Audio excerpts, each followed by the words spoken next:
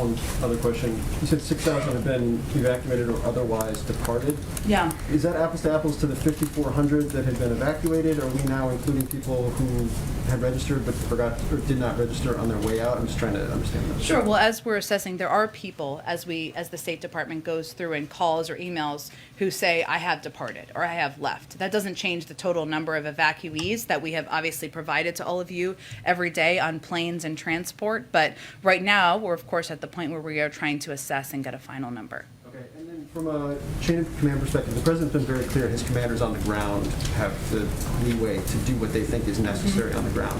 For a defensive strike like we saw last night, is that something that he signs off on? Does he give the green light to that, or is that commanders on the ground that make that decision?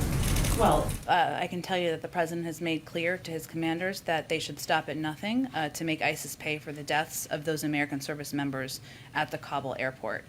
They have the authorities necessary. It is self-defense. Obviously, these are ISIS terrorists who killed U.S. service members.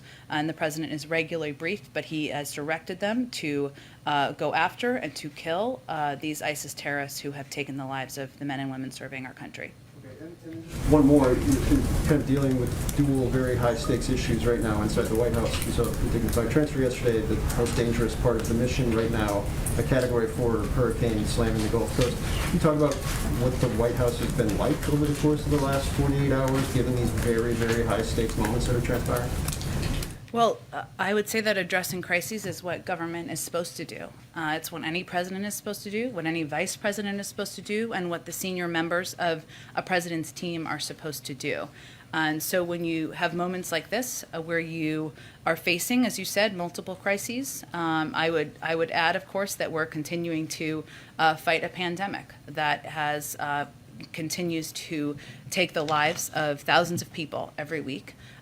You have to rely on strong and capable team members, and you have to be nimble enough to adapt quickly. But I think we would argue this is actually government working to do our best to function as best as we can. Is it tough? Yes. Are the days long? Yes. Is it always going to be perfect? No. But this is exactly what government is supposed to be doing. Go ahead.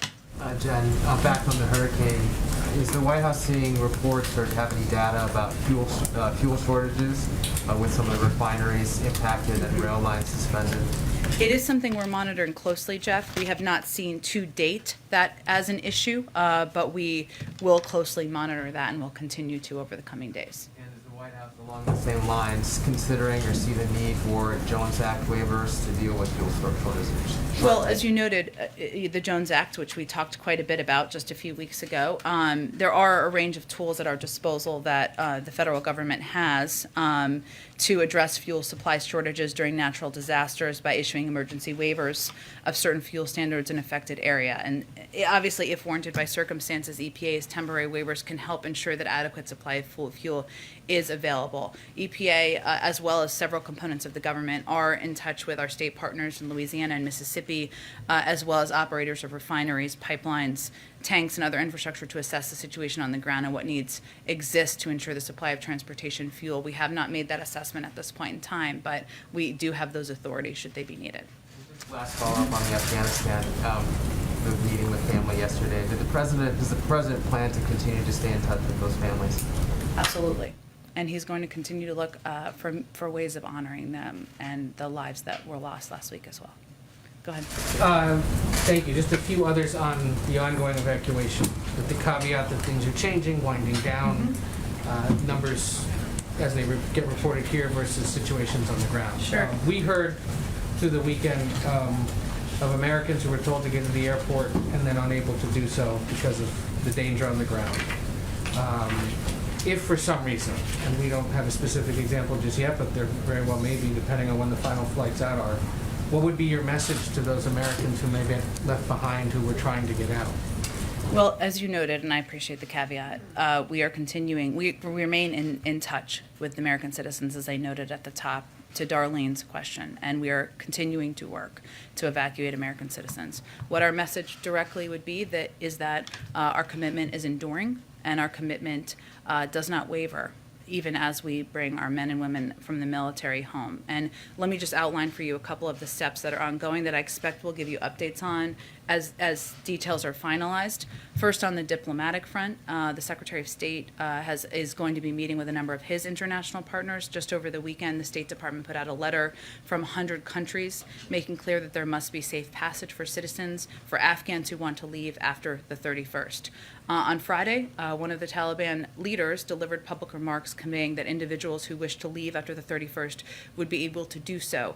That does not mean we trust what they say, but there is an enormous amount of international leverage that we will continue to work in a coordinated way with our partners around the world. And there is also, of course, a discussion about what our diplomatic presence may look like moving forward. As our Secretary of State and our National Security Advisor confirmed yesterday, our current plan is not to have an ongoing presence in Afghanistan as of September 1st, but we will have means and mechanisms of having diplomats on the ground, being able to continue to process out those applicants and facilitate passage of other people who want to leave Afghanistan. We will have more details for that, I expect, in the coming days. And can I add one more piece that we're working on? The other piece of this is operational, which of course is the airport and the airports. There are also regional airports. And we are currently working with a range of partners in the region about how to keep those up and operational. We need to reopen or figure out how to work with our partners to reopen the civilian airport and ensure that that is a mechanism. That is an area where there is